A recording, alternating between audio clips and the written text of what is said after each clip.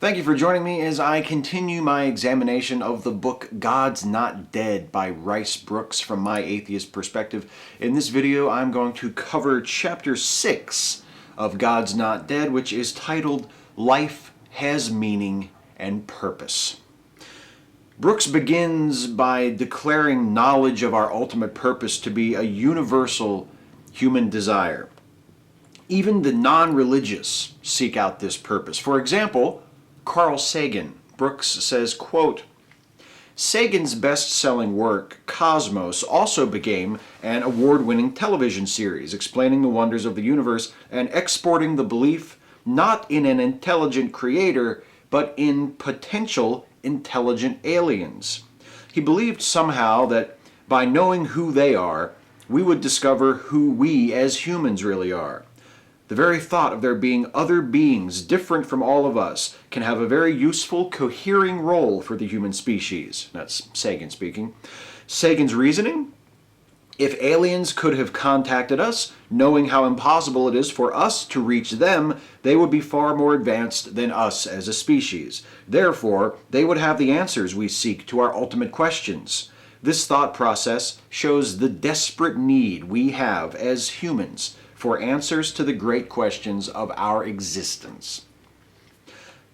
As someone who owns Sagan's original Cosmos on DVD and read that book as well as many other books by Carl Sagan, I would argue that Broocks is misrepresenting the work of Carl Sagan here. Shocking, I know.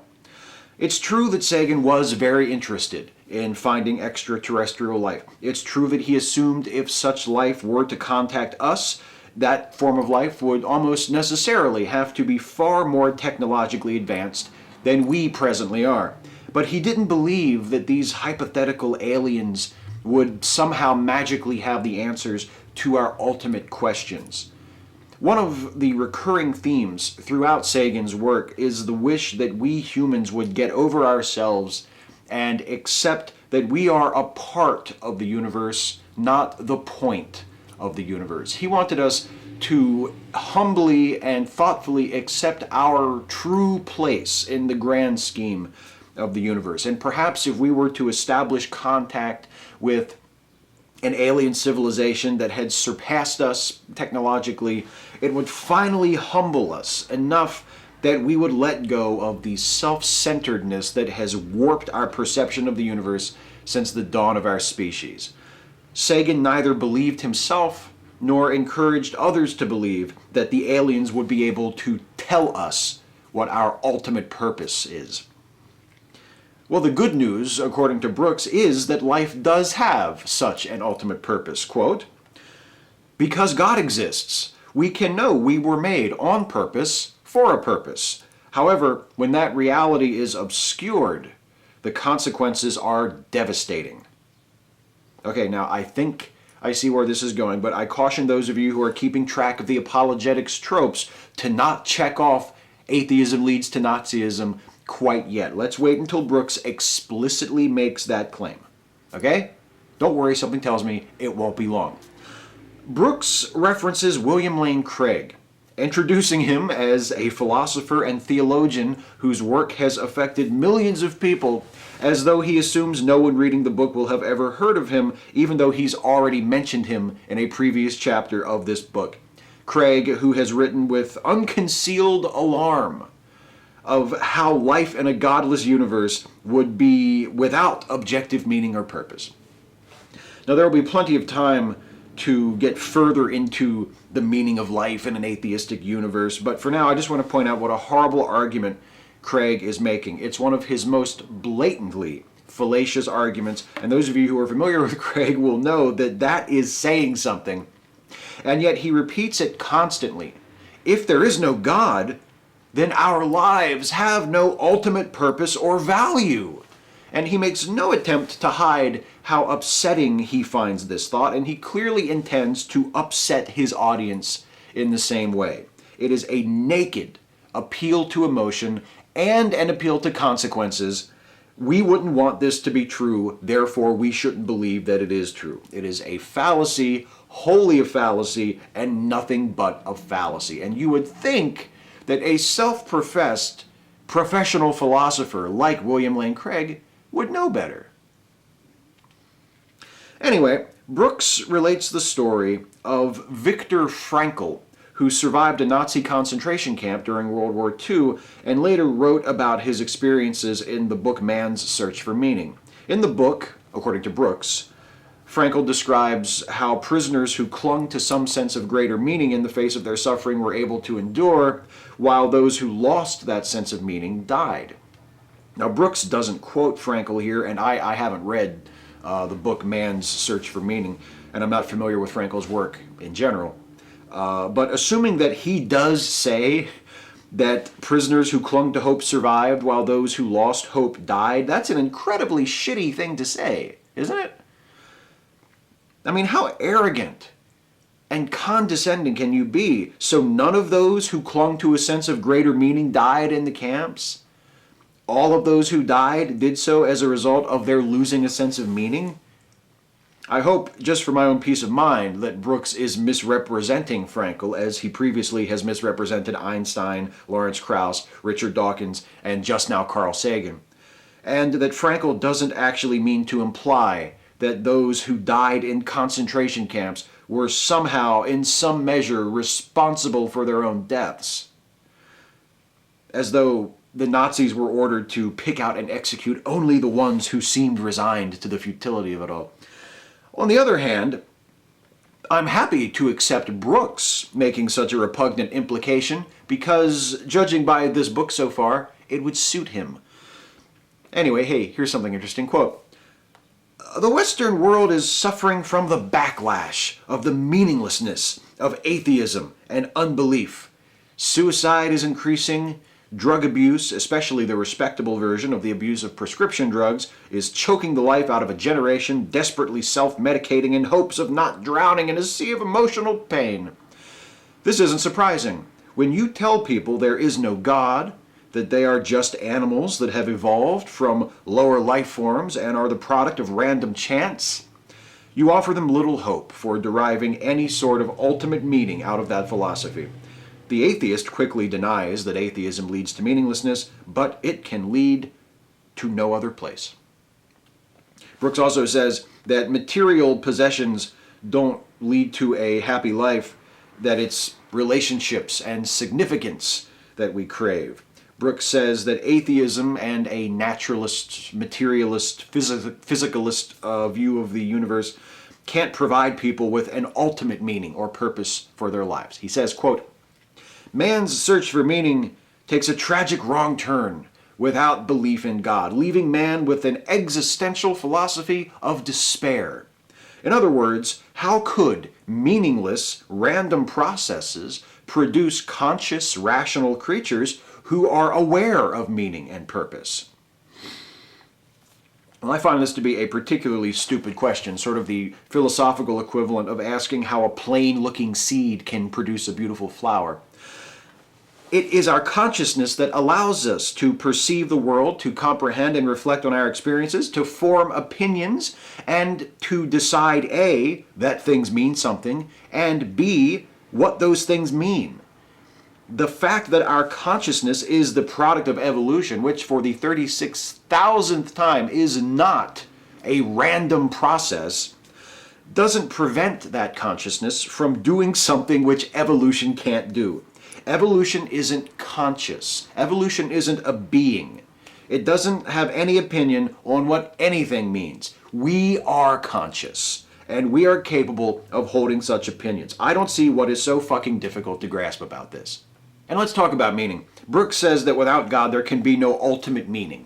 I might argue that even with God there's no ultimate meaning, even though apologists like Brooks are willing to believe their God in his omnipotence somehow has the power to render his opinion on what things should mean the ultimate meaning for those things. I don't accept that. That doesn't make any sense to me at all. But let's say, for the sake of argument, that I do accept it, that I just grant that with the existence of Brooks's God, there is also that kind of ultimate meaning and purpose to things, and that without Brooks's God, then that sort of ultimate meaning is impossible. My response then would be, so what? If it turns out that Brooks's God doesn't exist, if it turns out that no gods exist, which I think is incredibly likely to be the case, I can live with that. And my life won't be a life of despair, as Brooks so condescendingly insists that it must be. Just because things don't have ultimate meaning doesn't mean they don't have any meaning. Just because my life doesn't have ultimate significance doesn't mean it can't have any significance. I find this all or nothing insistence on ultimate meaning, ultimate purpose, ultimate significance by the likes of Brooks and Craig to be childish. If something doesn't last forever, it might as well never have existed, according to their view. And that makes sense. I mean, after all, we treasure our youth because it lasts forever, right? We value childhood because children never grow up, don't we? And doesn't the beauty of a rose lie in its durability and longevity? See, we already know from numerous examples that we encounter in everyday life that we tend to value things more that are fleeting, that are finite, that are temporary. The fragility of a thing, the inevitability of change and death, these factors don't rob our lives, our works, our relationships of meaning. It's just the opposite. We treasure our lives and each other all the more because we know that it won't last forever. How foolish to insist that we cannot possibly derive any sense of purpose or meaning from our modest labors during our short little lives when our short little lives are all we have. Do I think there is an ultimate meaning or purpose or significance to my life? No. But I see no reason why I should expect there to be such a meaning, such an ultimate purpose or significance in the first place. And I absolutely feel that my life has meaning and purpose and significance. To the universe? No. To Brooks's God? No, and I wouldn't care whether it did or not, even if I thought Brooks's God existed. But to me, to myself, absolutely.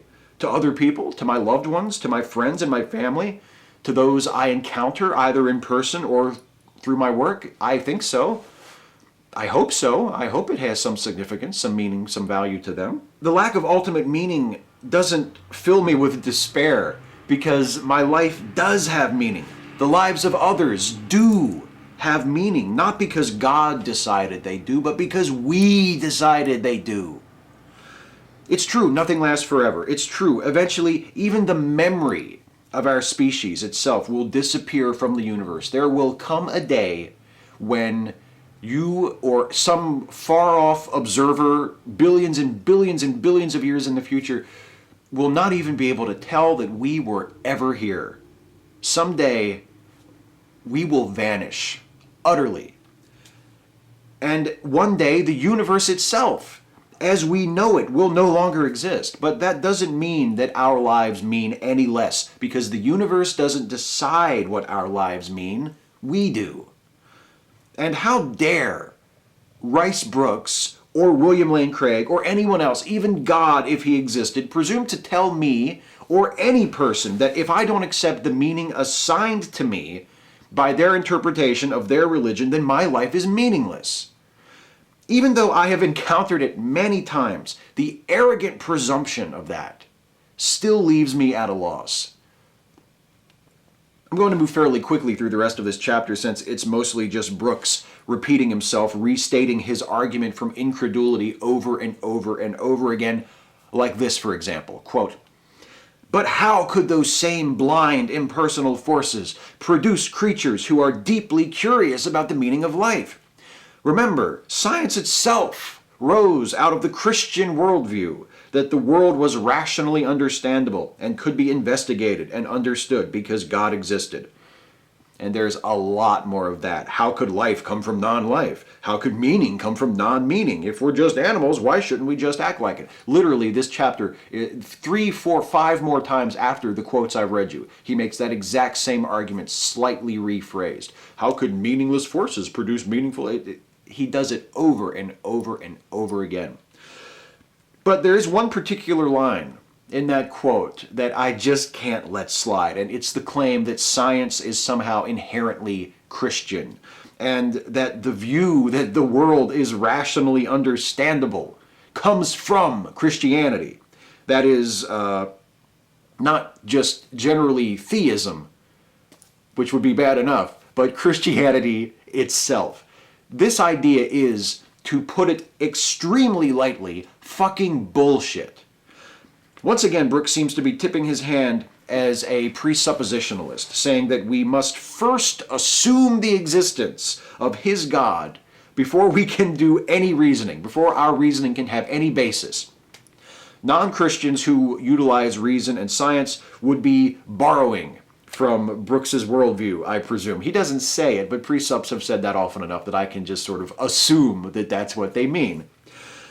So, in that case, the ancient Greek philosophers whose work laid the foundation for the modern concept of science, people like Pythagoras, Democritus, Aristotle, Archimedes, Eratosthenes, to name only a few, all of whom lived long before the birth of Christ, must have been preemptively borrowing from the Christian worldview that did not yet exist when they did their work.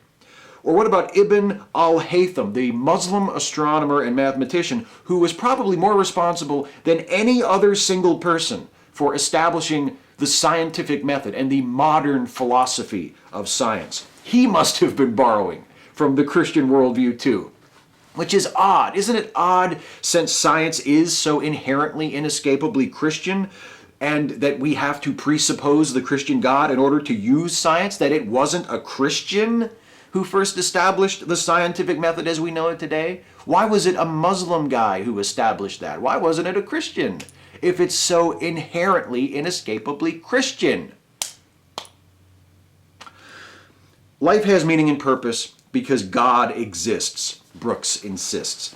When we attempt to make life mean what we want it to mean, these attempts ultimately fail because the things to which we attach that meaning, our relationships, our work, or material possessions, things like these, all eventually end. Only God, who is all-powerful and everlasting, can provide us with ultimate meaning. Not if he doesn't exist.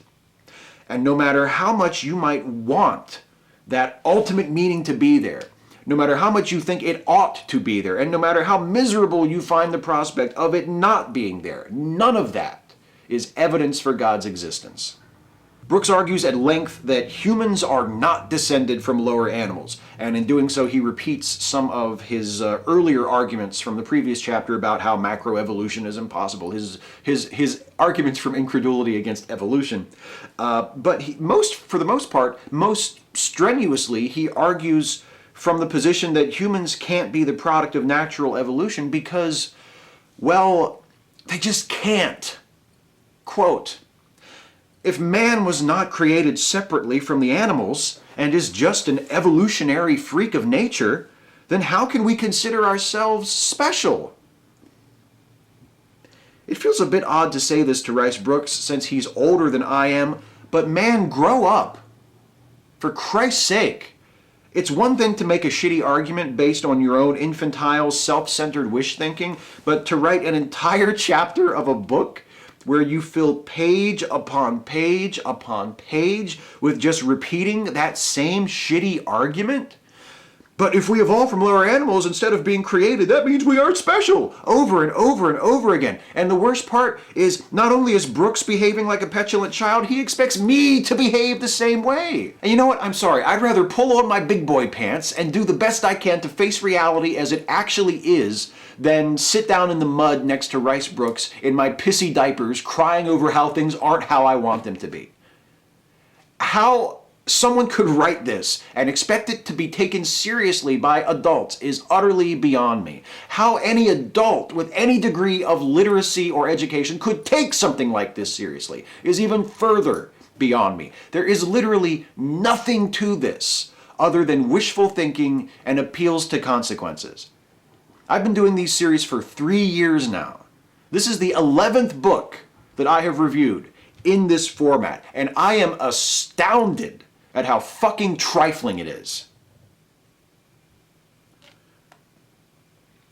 I was wrong about one thing though. Brooks does get out of the chapter without ever quite saying that atheism leads to Nazism. He doesn't exactly say that. He says that atheism prevents us from judging Hitler to have been evil, since, again, according to Brooks, something is either ultimately evil or we can't say that it's evil at all in any sense, but that's as close as he comes.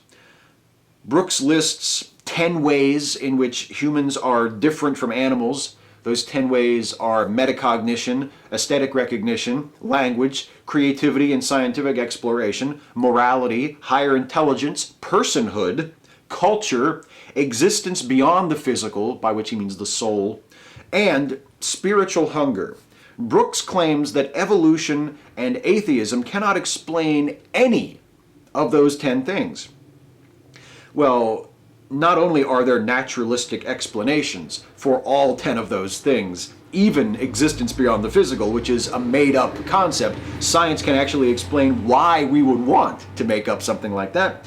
Several of these traits are exhibited to varying degrees by other animals, most notably morality. So far, no other animals seem to have as sophisticated a concept of morality as humans do, but we find evidence of moral or proto-moral behavior in several non-human and even non-primate species. One more quote from this chapter, and then I'm done. Quote, "Humanity's universal need for purpose and meaning in life points to the existence of God." No, it doesn't.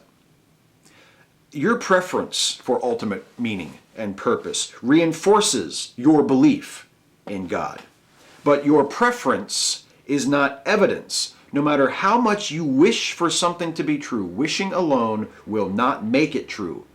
There is a reality, and we will never be able to know it and comprehend it completely with total certainty, but some of us are willing to try, and some of us aren't.